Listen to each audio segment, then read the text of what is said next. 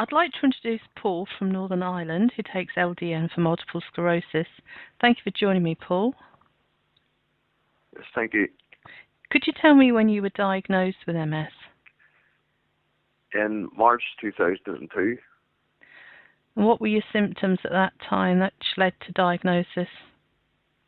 numbness in my arms and a bit of optic neuritis Mm-hmm. and difficulties walking sometimes. It started in November 2001 and just a little bit in my arm at the start, and then the walking got bad and a hell of a lot of numbness And stuff. And then when I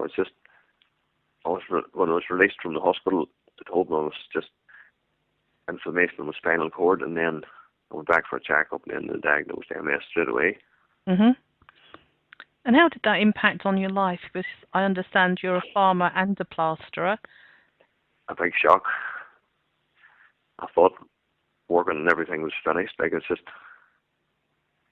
was just the process of starting to build a house, and I thought I was just going to have to give that idea up as well. But everything's worked out okay so far. Mm-hmm. So once you were diagnosed, were you offered any other medications? No, the urologist talked about the interferon treatments, but the health board didn't have the money to provide it. And by the time they had the money, I refused to take it.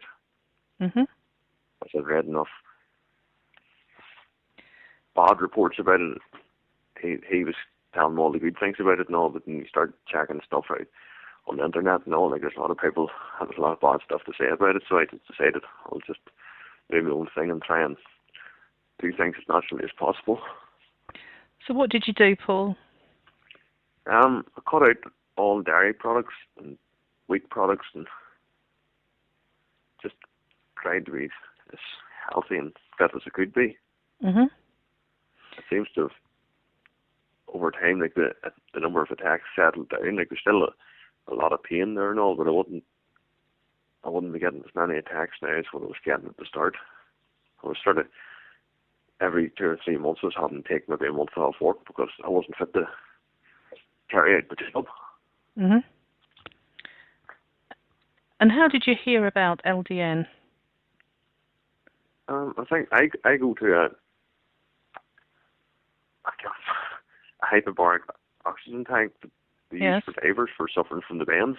Mm-hmm. I go to it once a week, and then just people at it were talking about LDN. A couple of them were on it, so once I found out about it, I got in touch with a doctor in Scotland to have to get a private prescription arranged for it. They had all good reports about it. Right. So it was worth a go for all the cost, like £30 a month.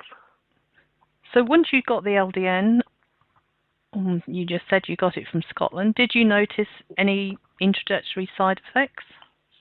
No, nothing at all. And how long would you say you took it for before you noticed improvements?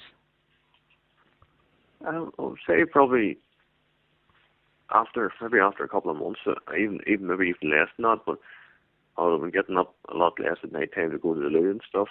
Mm-hmm. And then in September in 2012, I took a really bad attack whenever I was away on holidays in Greece. But the doctor that was supplying me with the LDN, he says it's probably just the dose was too high too quick, and it's probably just your body getting used to it. Yes. Brought the attack on, but I haven't had any problems since then. I'm just living in hope that it keeps on working. And what would you say to other people who are contemplating trying LDN? Well, I would recommend it to anybody. For the cost of it's nothing. And I actually think the health boards and stuff should be looking into it. The cost is so cheap compared to the thousands of pounds spent on interferon and stuff, and it doesn't actually agree with everybody. Interferons and all these chemicals. So, well, they're not cures, but they say they cut the attacks down. But I know people that had to quit them because they made them feel so ill. Mm-hmm. I would tell anybody it's worth a try and anyway to see what their own experience of it is. So when you were first diagnosed and you didn't think you were going to be able to finish your house and must have been difficult farming, what is your life like now? It's okay. Like I'm still just carrying things out as nearly as much as normal. Like, I don't do as much plastering anymore because I just decided it's a hard job and decided I'm not just going to kill myself doing it. Mhm. But I still carry a bit of it, but nowhere near as much as I used to. Right. And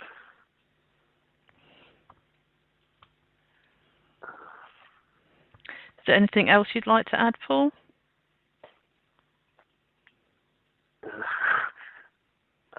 I just can't think at the moment of anything. But Nobody'd believe you're a really chatty man ordinarily.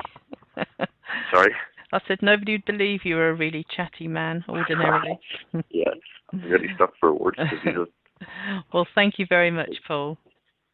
No problem. Thank